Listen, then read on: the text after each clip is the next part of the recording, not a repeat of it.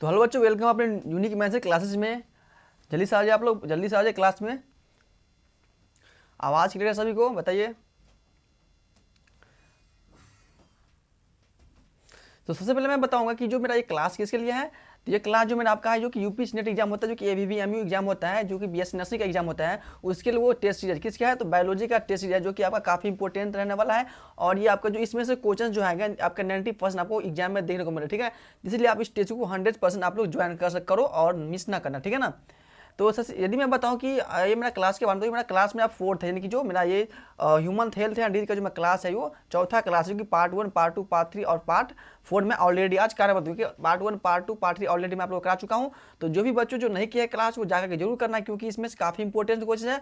और जो human health and disease जो कि आप 100% आपका जो होता है वो इंपॉर्टेंस क्वेश्चन, इसी क्या बोलते हैं इसको, चैप्टर, ठीक है ना। यानी कि इसमें से आपका 10 से 15 क्वेश्चन आपका हर साल यानी कि एग्जाम में आता है, यानी कि 5 क्वेश्चन आपका आ जाएगा इसमें। तो 5 क्वेश्चन आपका जो कि बायोलॉजी में पूछता है, और 2 आपका हो जाएगा, यानी कि 7 से 8 क्वेश्चन आपका नर्सिंग एप्टीट्यूड में 100% क्वेश्चन रहता ही रहता है। तो इसलिए आप लोग क्लास को मिस मत करिएगा, और आप लोग क्लास ज्वाइन करिए, ठीक है ना।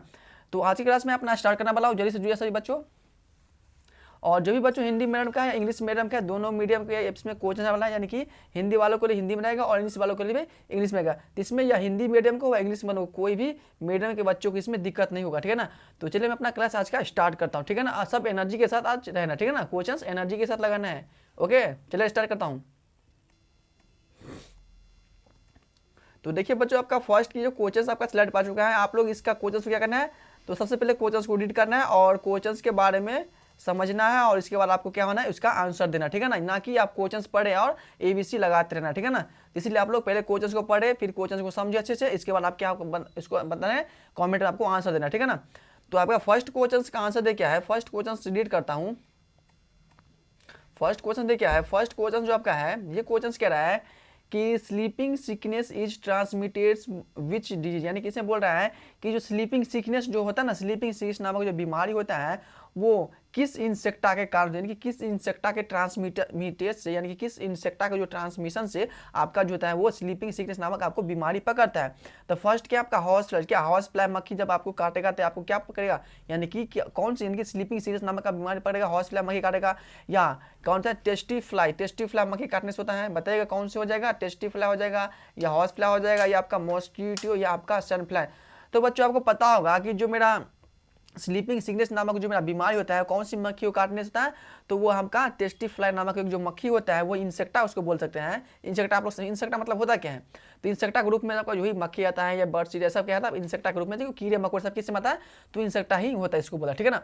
तो वही आपका टेस्टी फ्लाई जो मक्खी होता है ना, उसी को काटने से क्या रोग होता है, तो आपका स्लीपिंग सिकनेस नामक आपका कौन सा डिजीज पकड़ता है, ठीक है ना। तो आपका राइट आंसर क्या हो जाएगा, यानी कि आपका राइट आंसर हो जाएगा बी विल बी, आपका राइट आंसर क्या हो जाएगा, बी आपका राइट आंसर हो जाएगा, ठीक है ना।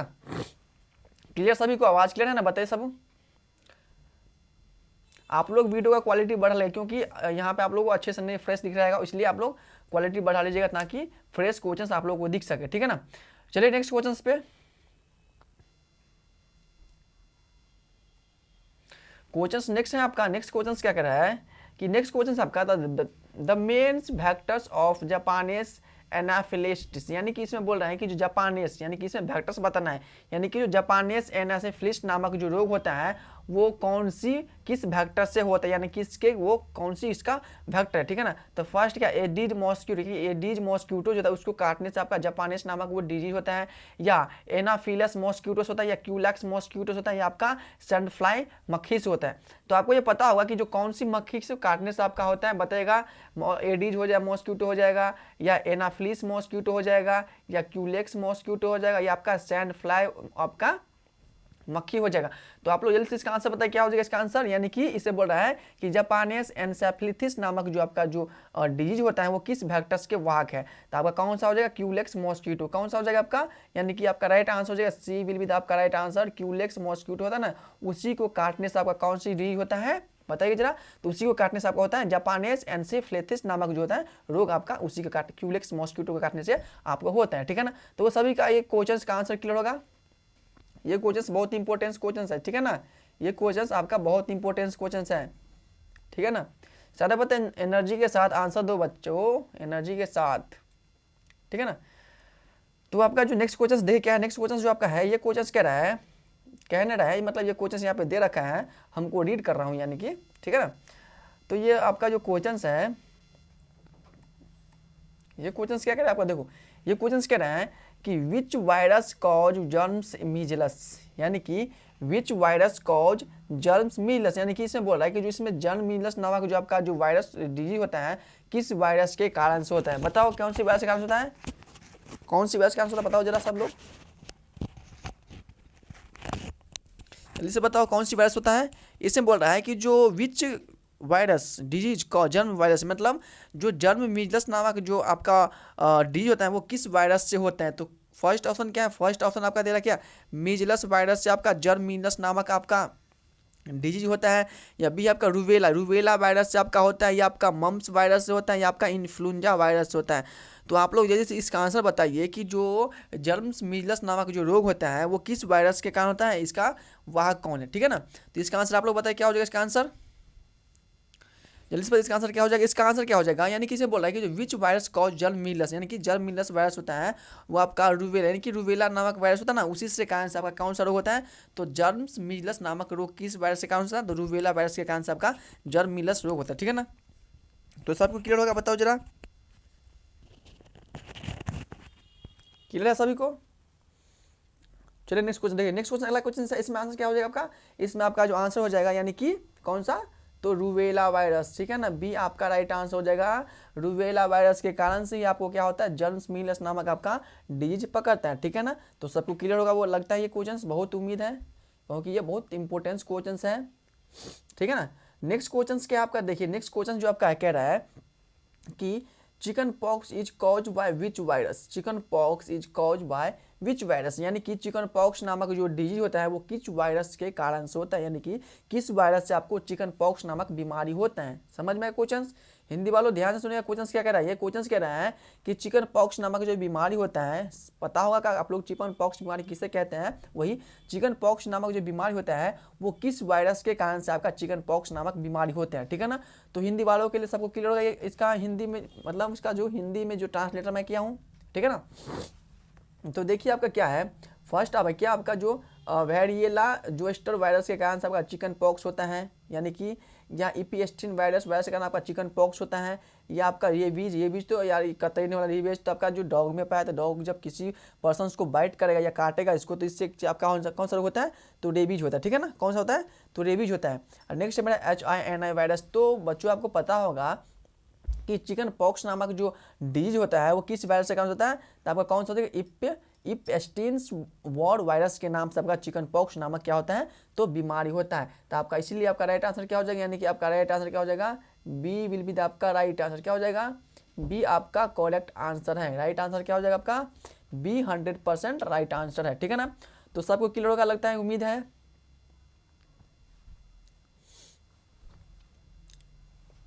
चलिए नेक्स्ट क्वेश्चन पे, नेक्स्ट क्वेश्चन से आपका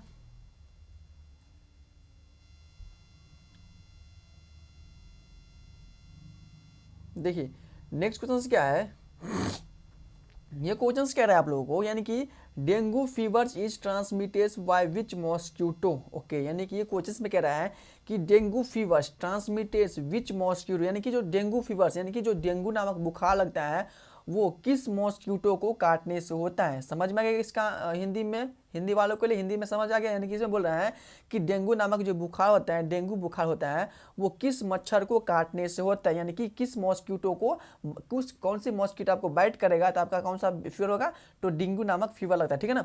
तो फर्स्ट ऑप्शन है क्या, फर्स्ट ऑप्शन आपका यानी कि जो एनाफ्लीज, क्या एनाफ्लीज जो, यानी कि एनाफ्लीज नामक जो आपका मॉस्क्यूटो काटे, यानी कि एनाफ्लीज नामक मच्छर काटेगा तो आपका क्या हो जाएगा, डेंगू हो जाएगा। या आपका एडीज नामक मच्छर काटेगा तो आपका डेंगू हो जाएगा। या आपका क्यूलेक्स नामक मच्छर काटेगा तो आपका डेंगू हो जाएगा। या आपका टेस्टी फ्लाई नामक मक्खी काटेगा तो आपका डेंगू हो जाएगा। तो बताए किस मक्खी को काटने से, यानी कि किस मॉस्क्यूटो को काटने से आपका डेंगू पकड़ लेता है। तो बताए इसका आंसर क्या हो जाएगा, क्या हो जाएगा इसका आंसर, बताओ सभी लोग। इसका आंसर क्या हो जाएगा, यानी कि जो मेरा होता है ना एडीज मॉस्क्यूटो, एडीज मॉस्क्यूटो जो होता है किसी पर्सन को बाइट करता है तो उसको क्या होता है आपका डेंगू फीवर लग जाता है। तो ये क्वेश्चन आपको कल भी मैं बताया था, ठीक है ना। तो जो ध्यान से क्लास लगाया होगा उसको पता होगा इसका राइट आंसर क्या हो जाएगा, यानी कि एडीज मॉस्क्यूटो को काटने से आपका डेंगू नामक फीवर लगता है। ये बहुत खतरनाक बुखार होता है, यानी कि इसमें 3 स्टेज होता है। यदि फर्स्ट स्टेज में आपका थोड़ा बहुत पता चलेगा, सेकंड में क्या होता है, सेकंड में थोड़ा और ज़्यादा होता है, और थर्ड में क्या होता है, इसमें थर्ड स्टेज जब आ जाएगा तो इसमें पर्सन्स को बचना नामुमकिन होता है। ठीक है ना, हाँ ठीक है। देखिए आपका नेक्स्ट क्वेश्चन क्या है, नेक्स्ट क्वेश्चन से आपका है, अगला क्वेश्चन है, इसमें भी दे रखा है कि नीचे में क्या दे रखा है, देखो नीचे वाले को रीड करता हूँ क्या दे रखा है। नीचे में दे रखा है कि what is the health infections non infections black Biles blood circulatory में। अच्छा, ये जो होता है ना वो डेंगू बुखार आपका इन्फेक्शन कहता है किसको, तो इन्फेक्शन और नॉन इन्फेक्शन की ब्लैक बाइल्स आपका जो जूस होता है, सॉरी इसको आपका जो क्या बोलते हैं इसको, गॉल ब्लैडर। गॉल ब्लैडर क्या होता है का पीत होता है, पीत होता है ना, वही पीत को वो ब्लैक कर देता है, ब्लड सर्कुलेटरी को वो डैमेज कर देता है, यानी कि ये सब आपका डेंगू बुखार में आपको ये केस आपको देखने को मिलता है। ठीक है ना, तो क्लियर होगा इसका आंसर सभी को, सभी को क्लियर होगा, बताइए जरा, सबको क्लियर है ना। हाँ चलिए नेक्स्ट क्वेश्चन पे देखिए, आपका नेक्स्ट क्वेश्चन क्या है। ये नेक्स्ट क्वेश्चन से आपका थोड़ा जूम कर देता हूँ ताकि आप लोगों को फ्रेश दिख सके, ठीक है ना, फ्रेश दिख सके। देखिए आपका नेक्स्ट क्वेश्चन क्या है, नेक्स्ट क्वेश्चन जो आपका कह रहा है, ये क्वेश्चन कह रहा है, ये क्वेश्चन कह रहा है, देखिए ये क्वेश्चन क्या कह रहा है, ये क्वेश्चन कह रहा है कि which vaccine is given to prevent pneumonia, यानी कि निमोनिया, यानी कि निमोनिया जो आपका जो नामक जो आपका निमोनिया किसी को पकड़ता है, तो निमोनिया से बचने के लिए हम लोग कौन सी वैक्सीन इसको लगाते हैं, यानी कि हम लोग नहीं, निमोनिया से बचने के लिए आपको कौन सी वैक्सीन आपको दिया जाता है। ठीक है ना, बताइए इसका आंसर क्या हो जाएगा, यानी कि निमोनिया से बचने के लिए आपको कौन सी वैक्सीन दिया जाता है, बताइए कौन सी वैक्सीन दिया जाता है निमोनिया से बचने के लिए। क्या क्या हम बोल सकते हैं कि साल्क नामक वैक्सीन आपका निमोनिया से बचने के लिए दिया था, हम बोल सकते हैं, या हम बोल सकते हैं कि बीसीजी नामक वैक्सीन आपका निमोनिया से बचने के लिए दिया जाता है, या हम बोल सकते हैं कि निमोनिया कोकल वैक्सीन आपको निमोनिया से बचने के लिए दिया जाता है, या टीएबी नामक वैक्सीन आपको निमोनिया से बचने के लिए दिया जाता है। तो बच्चों आपको पता होगा कि जो निमोनिया, यानी कि निमोनिया से बचने के लिए हम लोग को कौन सी वैक्सीन लगाया जाता है, यानी कि आपका न्यूमोनोकोकल नामक वैक्सीन जो होता है, न्यूमोनोकोकल नामक वैक्सीन आपको वो निमोनिया से बचने के लिए आपका इसका इंजेक्शन लगाया जाता है। तो आपका राइट आंसर क्या हो जाएगा, यानी कि बी सी बिल विद आपका राइट आंसर। ठीक है ना, निमोनिया से बचने के लिए न्यूमोकोकल नामक वैक्सीन लगाया जाता है। यदि मैं इस क्वेश्चन की बात करूँ तो ये क्वेश्चन आपका 21 में भी पूछा गया, 22 में भी पूछा गया, और 23 में भी ये क्वेश्चन आपका पूछा गया। तो ये बहुत इंपॉर्टेंट क्वेश्चन आप लोग सोच ही सकते हैं ना कितना इंपॉर्टेंट क्वेश्चन है, यानी कि 21 में भी पूछा गया, 22 में भी पूछा गया, और ये 23 में भी पूछा गया। ठीक है ना, तो चलिए नेक्स्ट क्वेश्चन पे, अगला क्वेश्चन से आपका, अगला क्वेश्चन क्या कह रहा है, यानी कि diphtheria commonly affect which the age group, यानी इसमें बोल रहा है कि डिप्थेरिया नामक जो बीमारी होता है ना, डिप्थेरिया नामक बीमारी वो किस एज ग्रुप को ज़्यादा अफेक्ट करता है, यानी कि डिप्थेरिया जो बीमारी होता है वो ज़्यादा किस एज ग्रुप को, यानी कि किस एज में जो होता है ह्यूमस या किसी भी ह्यूमस और फीमेल और मेल, यानी कि सभी को, यानी कि किस एज ग्रुप में ये इन्फेक्ट करते हैं, यानी कि इसको बीमारी पकड़ेगा। डिप्थेरिया नामक बीमारी सबसे ज़्यादा किस एज में आपको पकड़ता है। तो बच्चों आपको पता होगा कि डिप्थेरिया नामक बीमारी किस एज में सबसे ज़्यादा आपको पकड़ता है, यानी कि बताइए जरा क्या हो जाएगा। क्या हम बोल सकते हैं कि आपका यानी कि एबोव 10 यानी कि 10 ईयर्स तक आपका जो 10 ईयर्स एज का रहेगा उसको ज़्यादा इन्फेक्ट करेगा, या बिलो मैंने मतलब या बिलो 5 ईयर्स यानी कि जो 5 ईयर्स से कम रहेगा उसको निमोनिया इसको डिप्थेरिया ज़्यादा इफेक्ट करेगा, या एडल्ट यानी कि जो हम लोग एडल्ट में आ जाएंगे कि किशोर अवस्था के बाद उसको बोलते हैं एडल्ट ह्यूमन हो जाएगा ना, यानी कि वो प्रॉपर विकसित हो जाएगा, तो इस अवस्था में ज़्यादा उसको करेगा, या एबोव 60 ईयर्स के बाद यानी कि वृद्ध अवस्था में आपका डिप्थेरिया ज़्यादा इन्फेक्ट करता है। तो बच्चों आपको पता होगा कि जो डिप्थेरिया नामक जो डिजीज होता है यानी कि सबसे ज़्यादा किसमें देखने को मिलता है आपको, वो बच्चों में देखने को मिलता है। किसमें, तो बच्चों में आपका डिप्थेरिया नामक डिजीज ज़्यादा आपको देखने को मिलता है। किसमें, तो बच्चों में क्या होता है आपका डिप्थेरिया नामक डिजीज आपको ज़्यादा देखने को मिलता है। ठीक है ना, तो आपका राइट आंसर क्या हो जाएगा, यानी कि बच्चों में 5 यानी कि 5 ईयर से कम बच्चा रहेगा, यानी कि 5 ईयर से कम का जो बच्चा रहता है ना उसमें आपको डिप्थेरिया जो डिजीज होता है वो ज़्यादा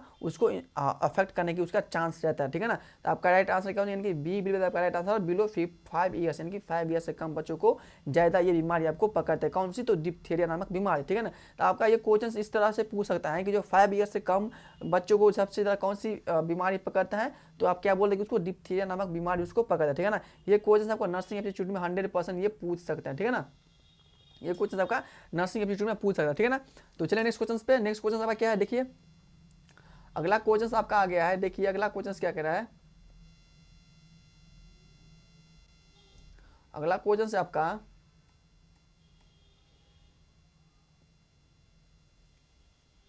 अगला क्वेश्चन से आपका अगला क्वेश्चन क्या है, देखिए which of the following is not degenerative disease, यानी कि डीजेनरेटिव डिजीज का मतलब आप लोग समझ गए होंगे, यानी कि निम्नलिखित में से इनमें से ऐसा कौन सी बीमारी है जो कि डी यानी कि दोबारा ये कि दूसरा डीजेनरेटिव यानी कि दूसरे जनरेशन में ये आपका ये डिजीज आपको देखने को नहीं मिलती, यानी कि which of the following is the not degenerative disease, यानी कि फर्स्ट ऑप्शन क्या है आपको, क्या हाइपरटेंशन क्या डीजेनरेटिव डिजीज है, बताइए जरा। हाइपोटेंशन जो आपका है वो डीजेनरेटिव डिजीज नहीं है, बताओ ये आपका नहीं है। ये आपका एथीरोस्क्लेरोसिस नामक आपका डीजेनरेटिव डिजीज नहीं है, आपका जो ओबेसिटी नामक नहीं है, या अल्जाइमर डिजीज आपका डीजेनरेटिव डिजीज नहीं है। तो जल्दी से क्या पता है कि आपका डीजेनरेटिव डिजीज इनमें से कौन सा नहीं है, डीजेनरेटिव डिजीज इनमें से कौन सा नहीं है।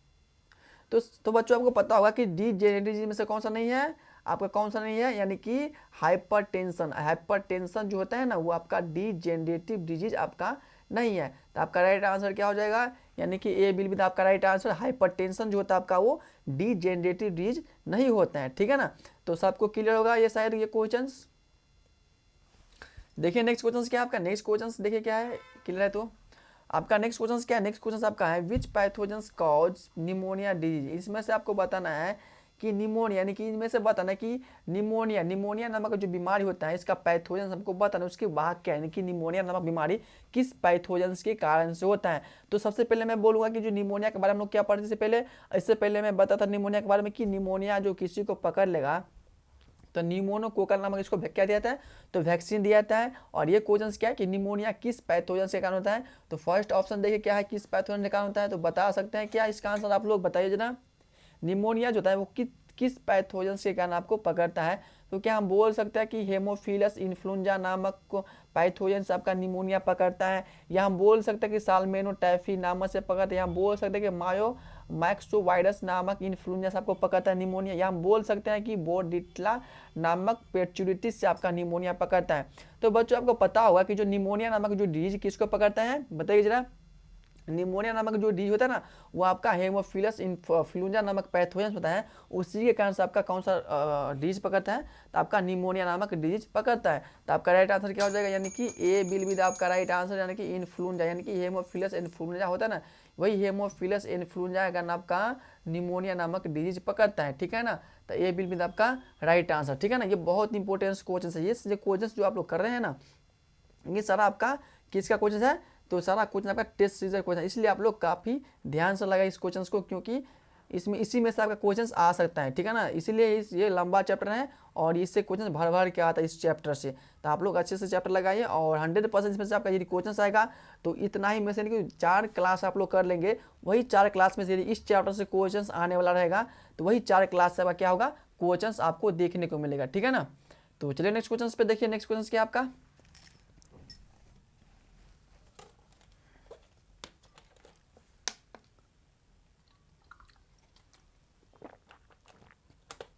नेक्स्ट क्वेश्चन क्या आपका देखिए, आप लोग रीड करिए इस क्वेश्चन को, पहले इस क्वेश्चन को आप लोग रीड करिए जल्दी से।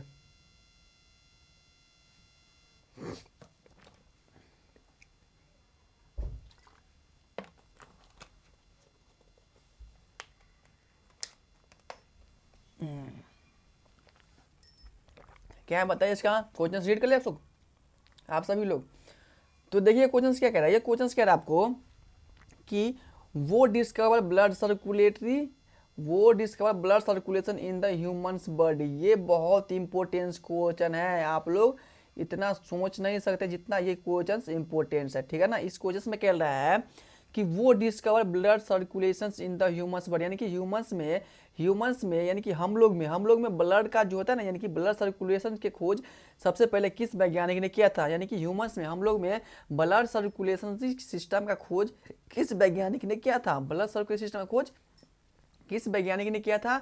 तो फर्स्ट ऑप्शन क्या हो गया, विलियम हार्वेस ने आपका ब्लड सर्कुलेटरी का खोज किया था, या आपका रॉबर्ट हुक ने आपका ब्लड सर्कुलेटरी सिस्टम का खोज किया था, या आपका कार्ल लैंडस्टीनर ने किया था, या आपका रॉबर्ट ब्राउन ने किया था। तो जल्दी से आप लोग इसका आंसर बताइए कि जो ह्यूमंस में जो होता है ना, ह्यूमंस में सर्कुलेशन ब्लड सर्कुलेशन का खोज सबसे पहले किस साइंटिस्ट ने किया था, ठीक है ना।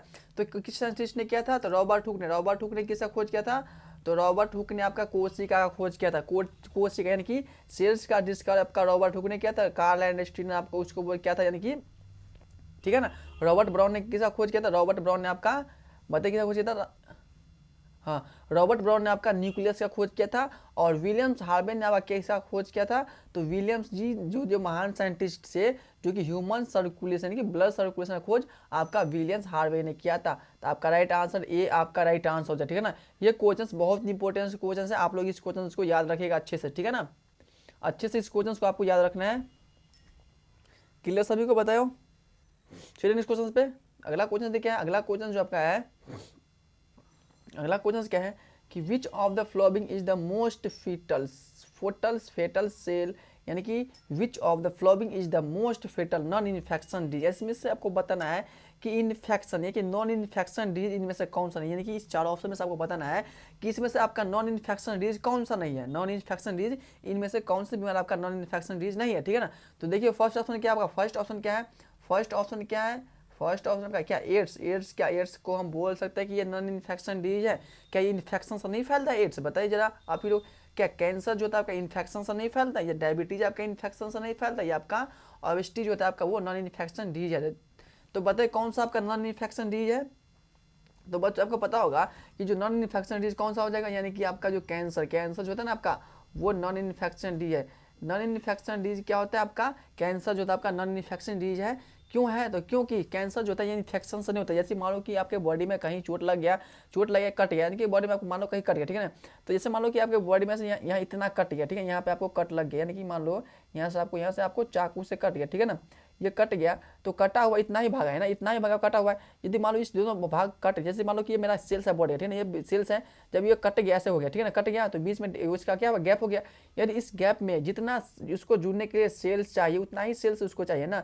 यदि मान लो कि इस गैप को जुड़ने के लिए काफ़ी ज़्यादा सेल इसमें भर जाएगा, यानी कि इससे ज़्यादा आपका इसमें सेल भर जाएगा, ठीक है ना, यानी कि इसमें ज़्यादा सेल, यानी कि मान लो इससे ज़्यादा सेल इसमें भर जाएगा, यानी कि मान लो ये इतना हो जाएगा, ये सेल सब इसमें भर जाएगा, ठीक है, सेल सब भर जाएगा, भर गया तो क्या यह जितना इसको चाहिए उससे ज़्यादा सेल इसको देखने को मिल गया, ठीक है ना। तो वही आपका क्या था, कैंसर होते हैं, कि आपका ट्यूमर्स का रोल लेता है, वही आपका क्या होता है, यानी कहेंगे कैंसर होते हैं। तो सेल डिवीजन कौन करता है मेरे बॉडी में, तो आपका साइटोकाइनेसिस जो वो सेल डिवीजन का वर्क करता है, ठीक है ना, ठीक है ना। तो चलिए नेक्स्ट क्वेश्चन पे आपका इसमें कौन सा हो जाएगा, नॉन इन्फेक्शन डिजीज, यानी कि आपका कैंसर जो होता है आपका वो नॉन इन्फेक्शन डिजीज होता है। तो सभी बच्चों के ये क्वेश्चन क्लियर होगा, उम्मीद है हम क्लियर है सभी बच्चों को, बताइए जरा क्लियर होगा सभी को। हाँ चलिए नेक्स्ट क्वेश्चन पे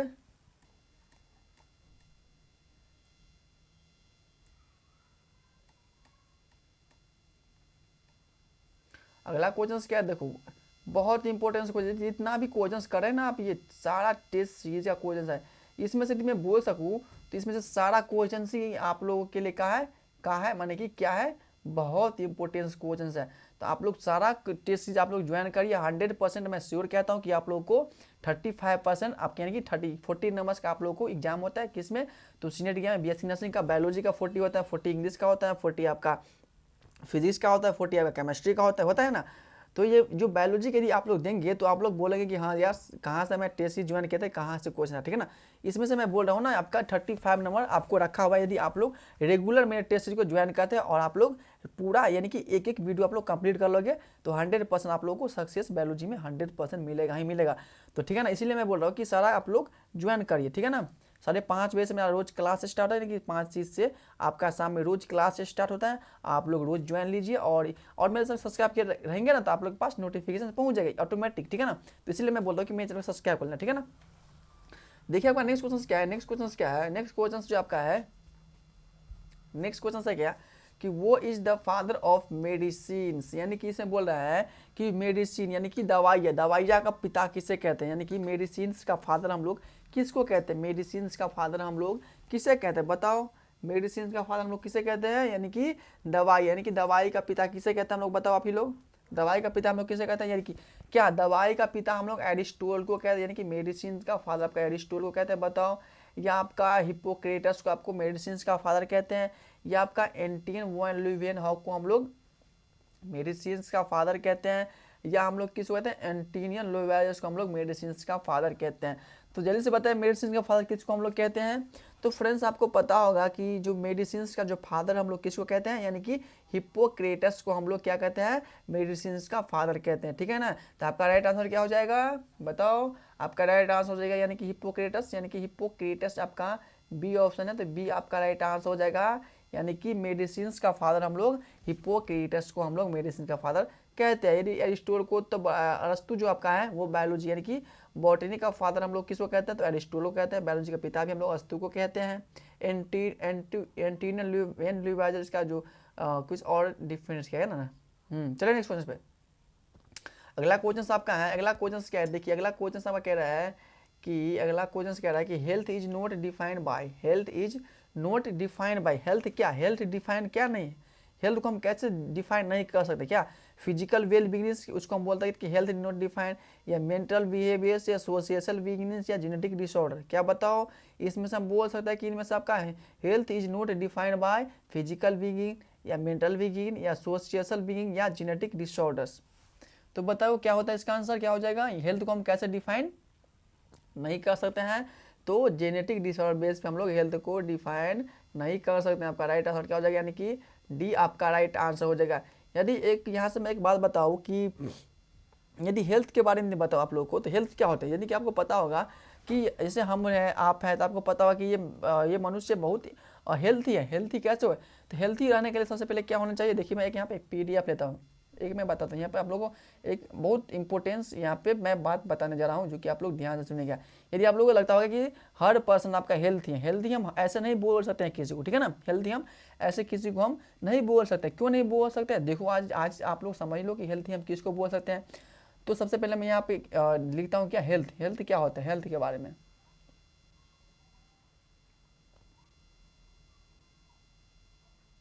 हेल्थ।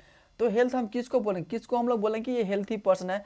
तो सबसे पहले पॉइंट क्या होता है, ये आपका फिजिकल फिटनेस होना चाहिए, क्या होना चाहिए, फिजिकल, फिजिकल वो फिट रहना चाहिए।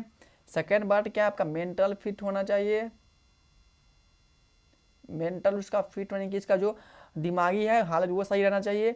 नेक्स्ट इसका क्या होना चाहिए, नेक्स्ट इसका होने के बिहेवियर, इसका बात करने का बिहेवियर फिटनेस होना चाहिए। नेक्स्ट क्या है इसका, नेक्स्ट इसका क्या है बताओ आप लोग, एक तो होगा फिजिकल फिटनेस होना चाहिए, या मेंटल इसका फिटनेस होना चाहिए, या बिहेवियर, एक समाज, समाज में इसका जो रहन सहन कैसा ये एक होना चाहिए, सोशल की सामाजिक स्तर पर ये कैसा है।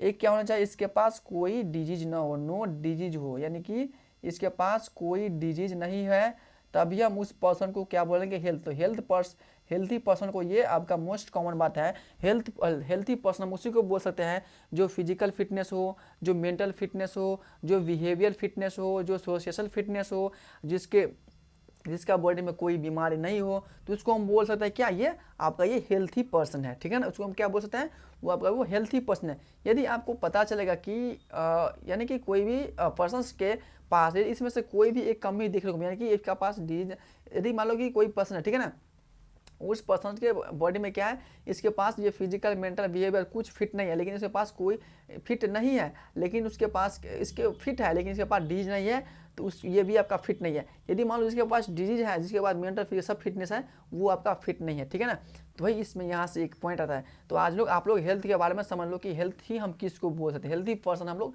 किसको बोल सकते हैं, ठीक है ना। चलिए अपना क्वेश्चन पे आ जाता है, अपना टॉपिक पे। अपना टॉपिक क्या है, अपना टॉपिक ये क्वेश्चंस करना है, ठीक है ना, क्वेश्चंस करना है। तो देखिए क्वेश्चंस क्या है आपका, नेक्स्ट क्वेश्चंस क्या है, देखो जल्दी से बताइए आप लोग। नेक्स्ट क्वेश्चन आपका है कि which of the following person was the nicknames as typhoid Mary, यानी कि इसे बताना है कि which of the following person was nickname as typhoid, यानी कि इसमें से निम्नलिखित में से इसमें से हमको पता है कि निकनेम टाइफाइड का निकनेम क्या है, कि सबसे पहले बताओ निकनेम किस पर्सन ने आपका टाइफाइड के बारे में वो बताया था, वो किसके सबसे पहले आपका टाइफाइड आपको दिख गया, ठीक है ना। वही इसमें क्वेश्चन बोल रहा है कि which of the following person was nickname as typhoid, okay Mary. तो फर्स्ट ऑप्शन क्या है, फर्स्ट ऑप्शन है कि मैरी मिलन्स, बी ऑप्शन है क्यून मैरी, सी आपका मेरिट मैरी, आपका मैरी यंग। तो बच्चों हम बोल सकते हैं कि जो मैरी मिलन्स जो था वो सबसे पहले टाइफाइड के बारे में उसको वो एक्सपेरिमेंट किया था और उसी को वो टाइफाइड पकड़ लिया था, किसको, तो मैडी मिलर्स को पकड़ लिया था। और इसे बोला कि निक नेम टाइफाइड आपका कौन सा हो जाएगा, मैडी मिलर्स। आपका राइट आंसर क्या हो जाएगा, यानी कि ए विल बी आपका राइट आंसर हो जाएगा, यानी कि मैडी मिलर्स हो जाएगा, जो कि उसका nick name of typhoid Mary. ठीक है ना, तो क्लियर होगा सभी को, इसका आंसर ए विल बी आपका राइट आंसर। ठीक है ना, सभी को क्लियर होगा।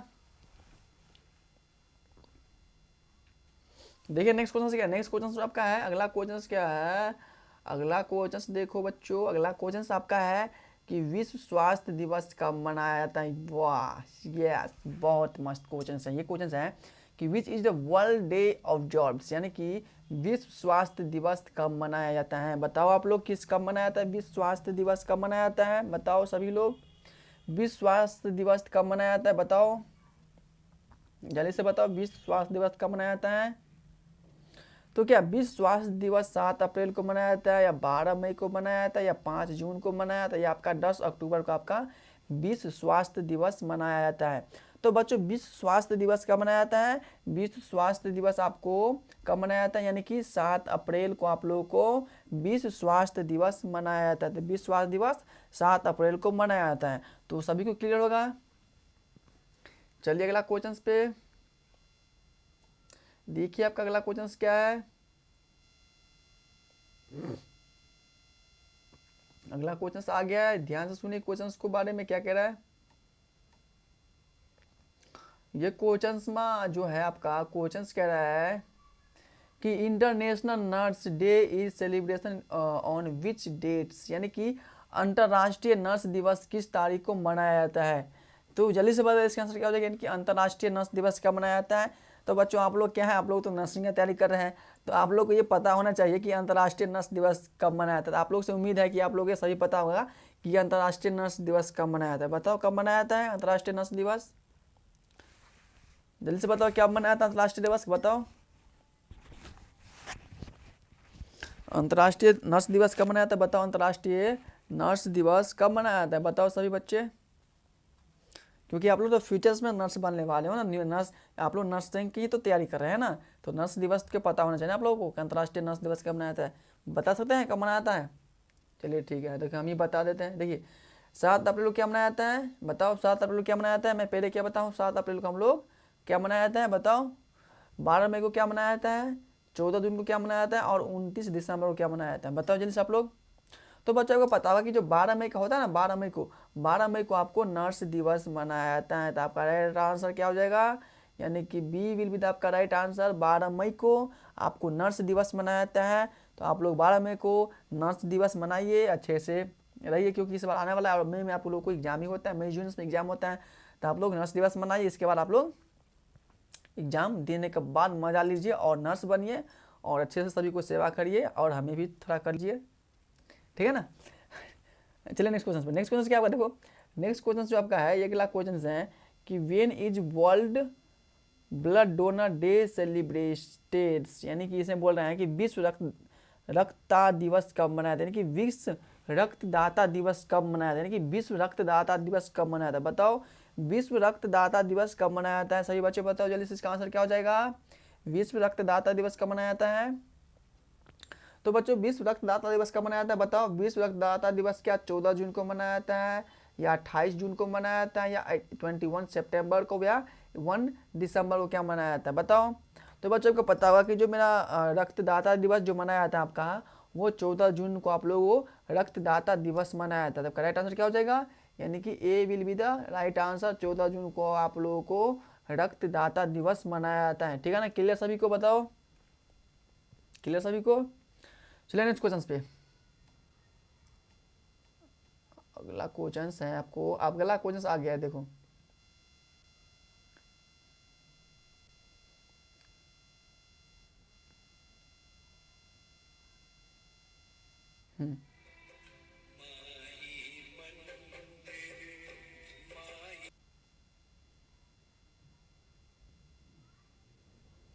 तो चलिए अगला क्वेश्चन क्या है, देखिए अगला क्वेश्चन क्या है, देखिए आप लोग,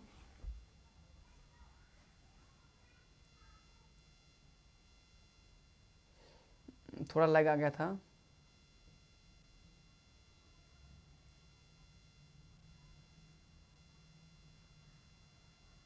उतना पर ठीक है ना, उतना पर ठीक है, थोड़ा इंटरनेट प्रॉब्लम हो गया था। चलिए ठीक है, तो देखिए अगला क्वेश्चन क्या, अगला क्वेश्चन जो आपका है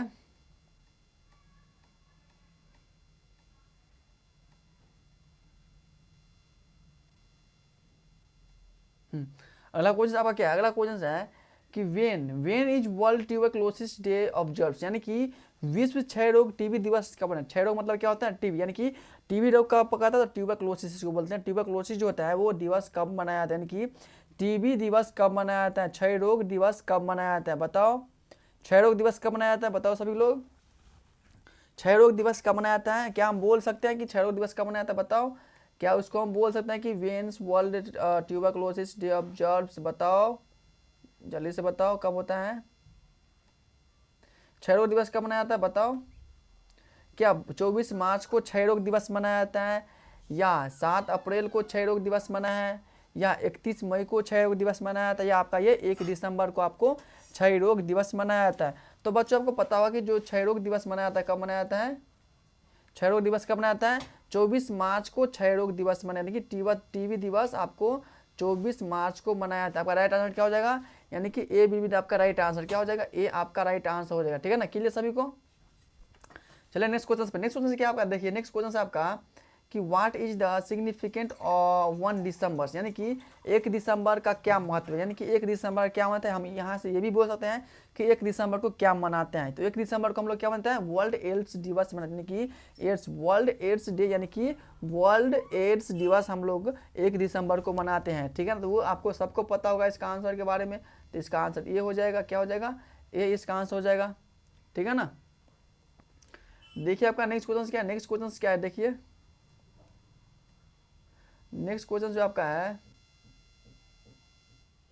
अगला क्वेश्चन आपका है, यानी कि ये क्वेश्चन कह रहा है कि what is the significant of 31 मई, 31 मई बोला, यानी कि 31 मई का क्या महत्व, 31 मई का क्या महत्व है। यहाँ से हम ये भी बोल सकते हैं कि 31 मई को क्या मनाते हैं, 31 मई का क्या महत्व है, 31 मई को हम लोग क्या मनाते हैं। तो 31 मई को क्या मनाते हैं बताओ, क्या वर्ल्ड नो तंबाकू डे, यानी कि तंबाकू विश्व तंबाकू निषेध दिवस हम लोग क्या 31 मई को मनाते हैं, या अंतर्राष्ट्रीय नर्स दिवस 31 मई को मनाते हैं। तो बच्चों को पता होगा कि अंतर्राष्ट्रीय नर्स दिवस का मनाता है, तो 12 मई को मनाता है। नेक्स्ट क्वेश्चन है कि वर्ल्ड हाइपरटेंशन डे, क्या विश्व उच्च रक्तचाप दिवस 31 मई को मनाया जाता है, या वर्ल्ड कैंसर दिवस आप लोग को 31 मई को मनाया जाता है। तो वर्ल्ड कैंसर दिवस तो आपका कब मनाया था, 3 फरवरी को मनाया, 3-4 फरवरी को मनाया था, ठीक है ना। इसमें बोल रहा है कि जो वर्ल्ड यानी कि सिग्निफिकेंट ऑफ 31 मई को क्या मनाया जाता है, यानी कि वर्ल्ड नो टबाको, यानी कि विश्व तंबाकू निषेध दिवस आपको 31 मई को मनाया जाता है। तो आपका जो राइट आंसर हो जाएगा, यानी कि ए विल बी आपका राइट आंसर क्या हो जाएगा, ए विल बी आपका राइट आंसर हो जाएगा, ठीक है ना, ए आपका राइट आंसर, ठीक है ना, क्लियर सभी को। देखिए अगला क्वेश्चन क्या, अगला क्वेश्चन आपका है कि what is the celebrate on 4 फरवरी। देखो आगे यहाँ पे क्वेश्चन कैंसर के बारे में बात किया और कैंसर का क्वेश्चन आप लोगों को सामने प्रकट हो गया। यानी किस क्वेश्चन कि 4 फरवरी को क्या मनाया जाता है, बताओ 4 फरवरी को क्या मनाया जाता है। तो कैंसर दिवस आपको 4 फरवरी को मनाया जाता है, क्योंकि मैंने आपको बता ही दिया कि 4 फरवरी को कैंसर दिवस मनाया जाता है। तो आपका 4 फरवरी को क्या उनसे दिवस मनाया जाता है, तो कैंसर दिवस मनाया जाता है। तो आपका right answer A will be आपका राइट आंसर, कैंसर दिवस 4 फरवरी को मनाया जाता है। तो आप लोग जो दिवस के बारे में पढ़ रहे हैं आज जितना भी पढ़े हो, तो उसमें से आपको 1 से 2 क्वेश्चन आपको 100% एग्जाम में पूछा जाएगा। तो आप लोग अच्छे से दिवस के बारे में पढ़ लीजिएगा, ठीक है ना, क्लियरिटी करके पढ़ लीजिए, क्योंकि किसी को ये मई जून में इसको एक क्लियरिटी नहीं होता है। तो आप लोग खुद से अपना एक अच्छे से पढ़ने में नोट कर लीजिएगा, और इसका जो दिवस के बारे में आप लोग नोट कर लीजिएगा और अच्छे से इसको पढ़ेगा, क्योंकि इसमें से आपका 100% क्वेश्चन आएगा, ठीक है ना, क्लियर सभी को। चलिए नेक्स्ट क्वेश्चन पे, नेक्स्ट क्वेश्चन आपका है क्या 14 नंबर क्वेश्चन दे क्या है, अगला क्वेश्चन क्या आपका, अगला क्वेश्चन आ गया यहाँ पे, अगला क्वेश्चन है, अगला क्वेश्चन क्या है, देखो ये क्वेश्चन है आपका कि when is national doctor day celebrated in India. यानी कि भारत में राष्ट्रीय चिकित्सा दिवस कब मनाया जाता है, यानी कि भारत में राष्ट्रीय चिकित्सा दिवस कब मनाया जाता है, भारत में राष्ट्रीय चिकित्सा दिवस कब मनाया जाता है, बताओ कब मनाया जाता है भारत में राष्ट्रीय चिकित्सा दिवस। क्या 1 जून को, क्या 1 जुलाई को राष्ट्रीय चिकित्सा दिवस मनाया जाता है, या 12 मई को मनाया जाता है, या 14 जून को मनाया जाता है, या 10 अक्टूबर को मनाया जाता है। तो बच्चों को पता होगा कि जो राष्ट्रीय चिकित्सा दिवस कब मनाया जाता है, तो राष्ट्रीय चिकित्सा दिवस आपको 1 जुलाई को आप लोगों को राष्ट्रीय चिकित्सा दिवस मनाया जाता है। तो इसका राइट आंसर हो जाएगा ए विल बी आपका राइट आंसर, यानी कि 1 जुलाई को राष्ट्रीय चिकित्सा दिवस मनाया जाता है। ठीक है,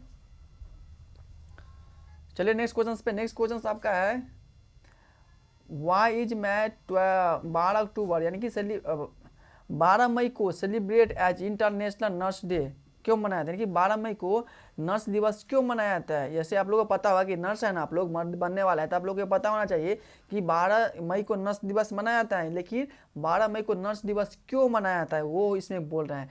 तो 12 मई को नर्स दिवस क्यों मनाया जाता है, क्या हम बोल सकते हैं कि it is the birthday of the Florence Nightingale, क्या फ्लोरेंस नाइटिंगेल की जयंती है जो कि 12 मई को, या it is the foundations day of the red cross यानी कि रेड क्रॉस की स्थापना 12 मई को हुआ है, या it's marks the first nursing schools opening, या पहली नर्सिंग स्कूल की स्थापना को, या it's was declares by WHO in 2000 में कि इसे 2000 में WHO ने घोषित किया था, इसलिए हम बोल सकते हैं। तो आप लोग बताइए कि 12 मई को अंतर्राष्ट्रीय नर्स दिवस मनाया जाता है, बट क्यों मनाया जाता है ये इसमें पूछ रहा है।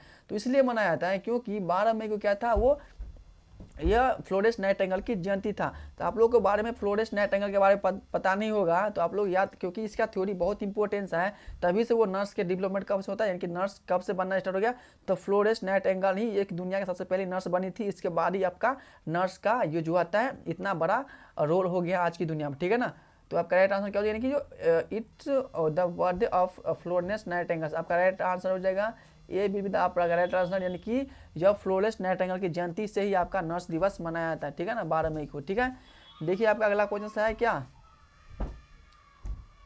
अगला क्वेश्चन आपका आ गया। अगला क्वेश्चन देखो, ये आपका लास्ट ही क्वेश्चन है, लास्ट स्लाइड है, लास्ट क्वेश्चन और लास्ट स्लाइड।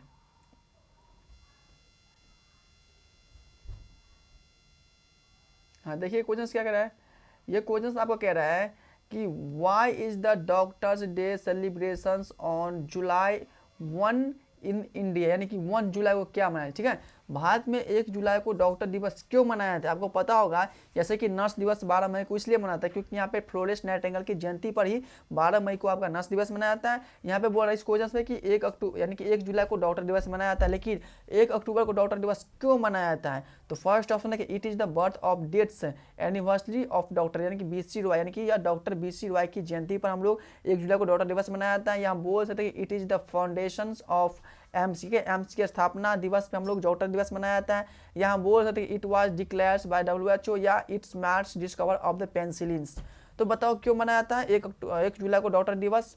इस 1 जुलाई को डॉक्टर दिवस इसलिए मनाया जाता है क्योंकि डॉक्टर्स यानी कि डॉक्टर्स BC रॉय की जयंती पर ही हम लोग क्या मनाते हैं, तो 1 जुलाई को आप लोग डॉक्टर दिवस मनाते हैं। आपका राइट आंसर क्या हो जाएगा, यानी कि ए बी विद आपका राइट आंसर, पुण्यतिथि पर ही डॉक्टर दिवस मनाया जाता है। ठीक है ना, तो किसके पुण्यतिथि पर, तो डॉक्टर BC रॉय की जयंती पर आप लोगों को 1 जुलाई को डॉक्टर दिवस मनाया जाता है। ठीक है ना, लास्ट क्वेश्चन आज की क्लास का और आज की चैप्टर यानी कि ह्यूमन हेल्थ एंड डिजीज का, यानी कि आपको आज कंप्लीट होने वाला क्वेश्चन है और ये लास्ट क्वेश्चन है। आप लोग इसको अच्छे से देख लीजिए क्वेश्चन को। ये क्वेश्चन क्या कह रहा है, ये क्वेश्चन आपको कह रहा है कि when is the world red cross celebrated, यानी कि विश्व रेड क्रॉस दिवस कब मनाया जाता है। विश्व रेड क्रॉस दिवस कब मनाया जाता है, बताओ विश्व रेड क्रॉस दिवस कब मनाया जाता है। बोल सकते हैं क्या 8 मई को विश्व रेड क्रॉस दिवस मनाया जाता है, या बोल सकते हैं कि 20 जून को रेड क्रॉस दिवस मनाया जाता है, या हम बोल सकते हैं कि 21 सितंबर को रेड क्रॉस दिवस मनाया जाता है, या हम बोल सकते हैं कि 1 दिसंबर को रेड क्रॉस दिवस मनाया जाता है। तो इसका आंसर आप लोग जल्दी से बताएं कि रेड क्रॉस दिवस कब मनाया जाता है। तो बच्चों आपको पता होगा कि जो रेड क्रॉस दिवस होता है वो आपको 8 मई को आप लोगों को रेड क्रॉस दिवस मनाया जाता है। ठीक है ना, 8 मई को आप लोगों को रेड क्रॉस दिवस मनाया जाता है। तो आप लोग को यहाँ पे हो गया ह्यूमन हेल्थ एंड डिजीज का यहाँ पे चैप्टर कंप्लीट, जो कि ह्यूमन हेल्थ एंड डिजीज आपका बायोलॉजी कंप्लीट हो गया है। यदि मैं बात करूँ इस चैप्टर के बारे में, तो इस चैप्टर से आपका कितना क्वेश्चन पूछा जाता है हर ईयर्स, तो हर साल इस चैप्टर से आपको 10 से 15 क्वेश्चन पूछा है। कितना क्वेश्चन, तो 10 से 15 क्वेश्चन पूछता है, जिसमें से आपका 5 क्वेश्चन आपका बायोलॉजी में पूछता है, बायोलॉजी में और 10 से 8 क्वेश्चन आपको किस में पूछता है, तो नर्सिंग एप्टीट्यूड में, किस में, तो नर्सिंग एप्टीट्यूड में, तो इसलिए ये क्वेश्चन जो काफ़ी इंपॉर्टेंट था, क्योंकि इस डिजीज़ के बारे में पढ़ना चाहिए, क्योंकि हम लोग तो इसी के लिए तो बने ना नर्स, यानी कि इसी को प्रिवेंट के लिए ना। तो डिजीज़ के बारे में आपको हर साल भर भर के क्वेश्चन पूछता है, तो आप लोगों को पार्ट 1, पार्ट 2, पार्ट 3, पार्ट 4 आप लोग 100% कंप्लीट कर लीजिएगा। और ऐसे ही मैं आपका अब नेक्स्ट चैप्टर मेरा कल आएगा, कौन सा चैप्टर, तो cell cycle and cell division, कौन सी, cell cycle and cell division मेरा नेक्स्ट चैप्टर आएगा। इसलिए आप लोग इसके बारे में cell cycle and cell division chapter यानी कि इसके थ्योरी आप लोग पढ़ के आना है, और आप लोगों को cell cycle and cell division का टेस्ट सीरीज आपको कल स्टार्ट हो जाएगा। और आप लोग इस क्लास में आइए, अच्छे से करिए और लगाइए, 100% आपको सफलता मिलेगा। यदि मैं बात करूँ कि हम लोग कितना क्लास कंप्लीट कर लिया हूँ, तो हम लोगों ने कितना किया है, सबसे पहले मैंने ऑल यानी कि सभी यानी कि बायोलॉजी का जो क्वेश्चन था, सभी क्वेश्चन है कि ऑल सब्जेक्ट का मैंने सबसे पहले क्लास लगाया हूँ, जो कि ये भी मेरा 3 क्लास में कंप्लीट हो गया है। सेकेंड में टेस्ट सीरीज किया था ह्यूमन हेल्थ एंड डिजीज का, ये भी मेरा आपका आज कंप्लीट ही हो गया, यानी कि पार्ट 1, पार्ट 2, पार्ट 3, पार्ट 4 मेरा 4 पार्ट में मेरा human health and disease complete हो गया है। और ये मेरा नेक्स्ट चैप्टर कौन सा आने वाला है, यानी कि नेक्स्ट चैप्टर जो टेस्ट सीरीज का नाम है, यानी कि cell cycle and cell division मेरा चैप्टर का नाम है, जो कि कल मैं आप लोगों को ये टेस्ट सीरीज कराऊंगा। आप लोग जल्दी से ये सारे चैप्टर कंप्लीट कर लीजिएगा, और सारा इंपॉर्टेंस क्वेश्चन करने वाला है, ठीक है ना, और 100% एग्जाम में पूछा ही जाएगा। तो सबसे पहले मैं जितना भी बच्चे हैं मेरे चैनल को सब्सक्राइब कर लेना और बेल आइकन को प्रेस करना, और वीडियो अच्छा लगे तो आप लोग कमेंट में जरूर बताना कि आज की क्लास कैसा लगे आप लोगों को, ठीक है ना, कैसा रहा नहीं रहा, इसके बारे में जो आप लोग राय बताना। और मिलते हैं नेक्स्ट क्लास में, और एक लाइक तो बनता है, आप लोग लाइक कर देना, ठीक है ना। मिलते हैं नेक्स्ट क्लास में, ठीक है बच्चों, तो चलिए मिलते हैं नेक्स्ट क्लास में। टेक केयर, बाय, अपना ध्यान रखना और पढ़ते रहना, ताकि आपको अच्छे से सफलता मिल सके, ठीक है।